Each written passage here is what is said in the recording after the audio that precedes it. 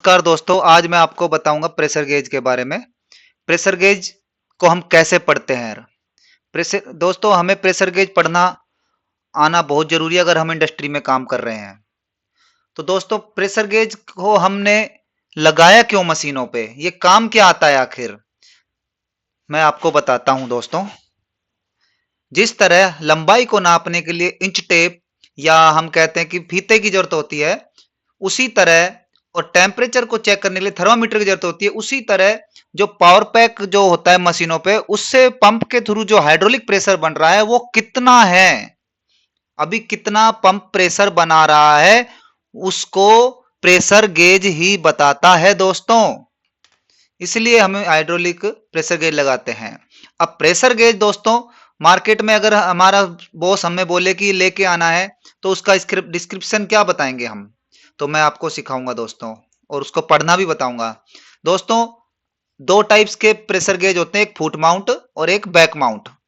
अभी मैं आपको फुट माउंटिंग प्रेशर गेज दिखा रहा हूं। ये फुट माउंटिंग प्रेशर गेज में नीचे को थ्रेडेड पोर्शन होता है उसके बॉटम साइड में, जिसे फुट माउंट या बॉटम माउंटेड प्रेशर गेज कहते हैं। ठीक है दोस्तों। और ये है दोस्तों बैक माउंट प्रेशर गेज। इसमें आप देख रहे होंगे कि इसकी जो थ्रेड वाला पोर्शन नीचे बॉटम में नहीं है, वो इसके पीछे की तरफ है, बैक साइड में, तो इसलिए इसे बैक माउंट प्रेशर गेज कहते हैं। ठीक है दोस्तों। अब प्रेशर गेज को मेरी बात हुई थी कि मंगाना हो तो हम कैसे मंगाएंगे, तो मैं बताता हूं। प्रेशर गेज आपका ये 4 इंची डायल में, 2.5 इंची डायल में भी आता है। और जैसे हमें 70 kg का चाहिए तो हम बोलेंगे 0 से 70 kg का 4 इंची डायल का 1/4 थ्रेड में फुट माउंटिंग या बैक माउंटिंग प्रेशर गेज चाहिए। तो ठीक है दोस्तों। और हाइड्रोलिक सर्किट डायग्राम में, हाइड्रोलिक सर्किट में हम जो प्रेशर गेज यूज करते हैं वो ग्लाइसरीन फील्ड वाला ही करते हैं, ये ध्यान रखना दोस्तों। ग्लाइसरीन फील्ड आपको लिखना कंपलसरी है, लिखना ही पड़ेगा, तभी आपका सही प्रेशर गेज आएगा। ठीक है। अब बात रही पढ़ने की, तो मैं आपको समझाता हूं।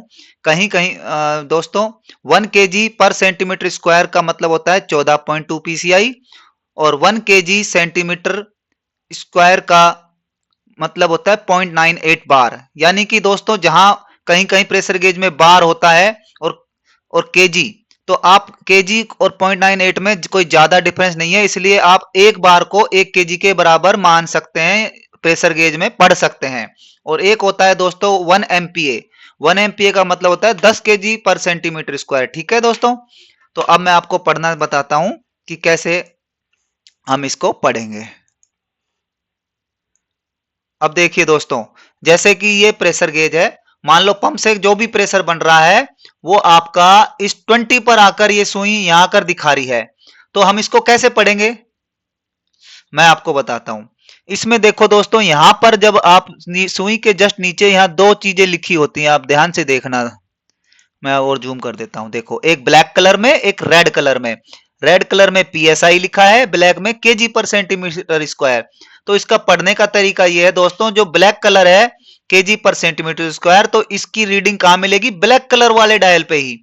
तो ये ब्लैक कलर वाली रीडिंग kg/cm² में है। अगर हम इधर से पढ़ेंगे तो मतलब गेज बताएगा kg/cm²। और अगर हम रेड को पढ़ेंगे तो रेड इधर पीएसआई में लिखा हुआ है, तो यानी कि रेड वाली रीडिंग पीएसआई है।